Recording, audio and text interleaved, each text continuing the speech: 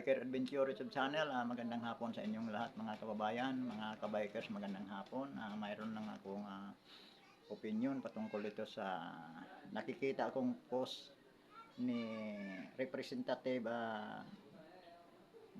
si Danya, mga kaibigan, no? Ang nakalagay kasi dito, Representative si Danya magsulong ng panukalang batas na upang tuluyan ng naraw na ipagbabawal ang tukhang. Ito mga kabikers, ang ano ni post ni Representative si Danya, no? Ano to? Ito siya, isa din to siya sa mga bumabati ko sa pamumuno ng mga Duterte, mga kabikers.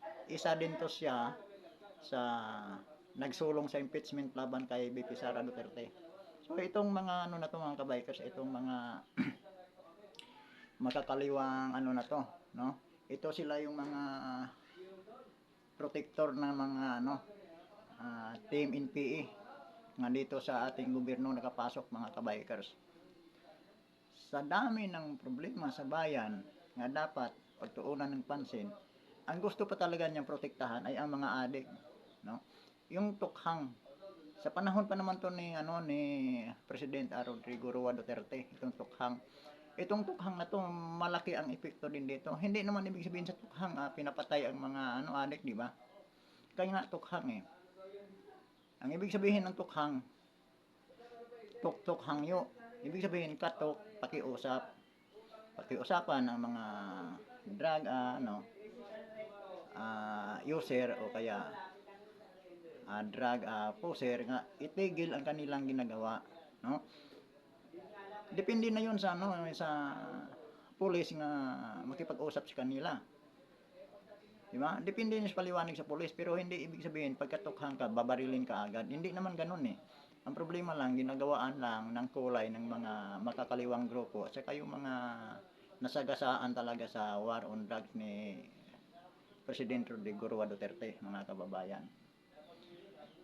Ang dami namang pwedeng isulong sa Kongreso upang magiging panukalang batas. Yun sanang kapakipakinabang sa mga mamamayang Pilipino. Pwede naman, dapat niya isusulong yung tungkol sa kalusugan, yung sa PhilHealth, di ba? Problema ng mga hospitalization ng mga mahihirap ng mga Pilipino. Pwede siyang gumawa ng batas na upang yung magagamit ng mga talagang mamamayan, no? Pwede siyang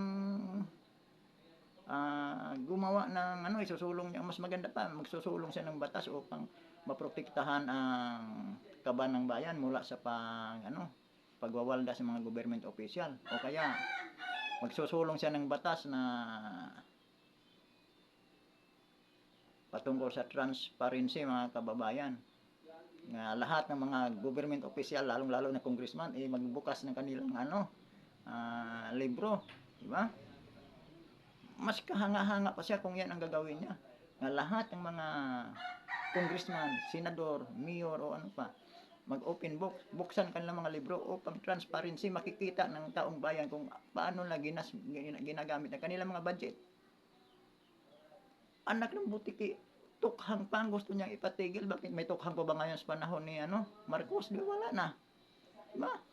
Malaya na ngayon ang mga adik. Ano tong tukhang na to? Preparasyon ito para pag nakaupo si BP Sara, protektado niya na ang mga adik. Ganon yun. Di ba?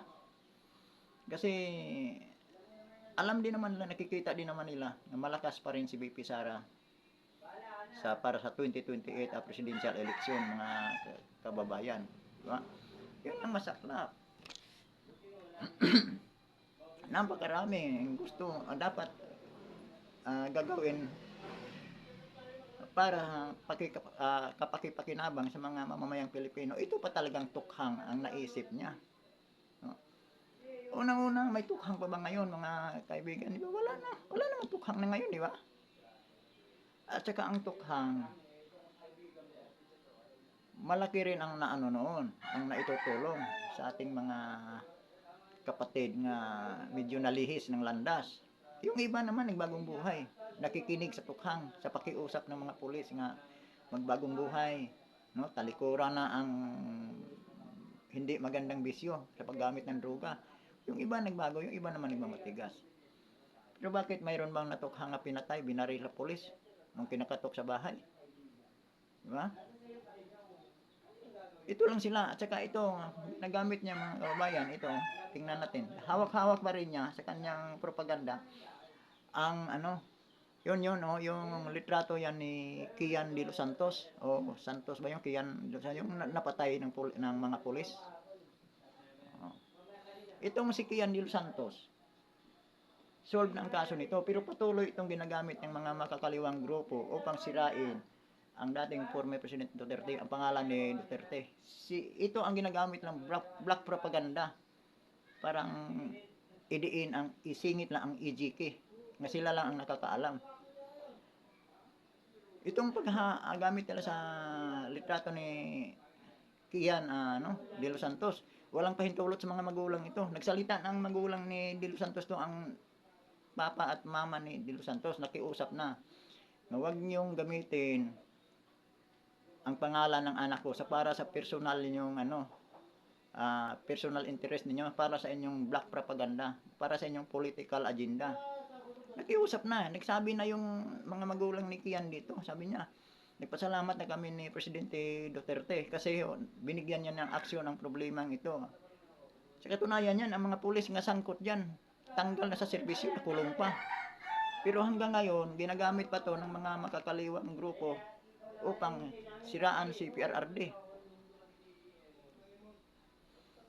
Ang una talagang nito, ang mahilig gumamit ito, si Risa Hontiveros. Ano ba yung si Risa Hontiveros? Saan bang galing yan? Diba? Akbayan. Ano ba yung Akbayan? Di ba? Isa din yun sa ng mga makakaliwang grupo. Frontline nila yan. Yun ang taga nila. No? Laila de Lima. Ano ba yun si Laila de Lima? Di ba? Kung hindi man yan siya direktang may kaugnayan sa mga NPA, kaibigan siguro. Kaya kamag-anak. Kasi tita ho ni Laila de Lima, yung asawa ni yung ng mga leader ng mga CPP-NPA na yan, si Juma Sison. No? Nung namatay doon sa Netherlands. Oo nga pala, yung Netherlands pala ang kumukup kay Juma Sison. Nga siya naman ngayon ang kay PRRD. Magkaibigan nga pala talaga yan sila. Kaya si PRRD, kahit walang jurisdiction ang ICC, ay pilit nilang dinitin si PRRD, no? Kung tutuusin yan, si PRRD walang hinaharap na kaso dito sa Pilipinas, bakit diniritsa dyan sa nakikisaw-saw dyan, nakikipasok dyan ang ICC? Dahil din niya sa pagda-traidor ni Marcos. Si Marcos ngayon nakikipagsabuatan na sa sa mga makakaliwang grupo.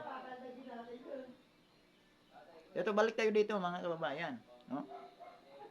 Itong mga magulang ni Kian de los Santos, wala nang problema, wala na silang kaya lang patuloy nga ginagamit ang pangalan ng kanilang anak, ang pagkamatay ng kanilang anak, patuloy nga ginagamit itong makakaliwang ito upang sirain ang pangalan ng mga Duterte. Ito binubuhay nila ngayon. Kasi upang masira si Sara para sa 2028 presidential election. Ito na naman ngayon ang target nila. Ito si preparasyonan niya itong pag sakali mang hindi mapigilan at maging presidente si Sara Duterte, ay hindi mahinto ng tukhang. Kasi gusto niya magsulong ng panukalang batas nga upang tuluyan daw may pagbabawal ang tukhang. Bakit? Anong ibig sabihin? Di ba?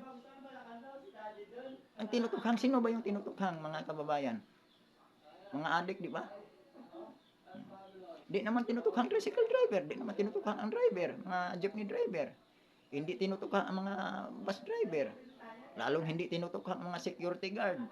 Kung ano pang di ba? Ang tinutukhang lang, yung naituturo talaga ng mga gumagamit, mga drug user, drug poser, lalong-lalo na yung mga drug yung mga drug lord nga hindi na to natutukhang kasi talagang talagang matik to hinuhuli pag pag nagkaanohan to, Wala namang drug lord nga nahuli mga kababayan nga walang putok. Taliwas ngayon sa nangyari sa administrasyon na to. Nga bulto-bultong droga ang nakuha nga walang putok. Walang nakikitang ano, kung sino ang may dala. Hindi malalaman kung kanino yan. Sa kay PRRD, nakukuha ang droga, mayroon talagang career nga nahuli. May nakakasuhan. Sa ngayon, wala. Kaya hindi ka panipaniwala. Tapos ito na si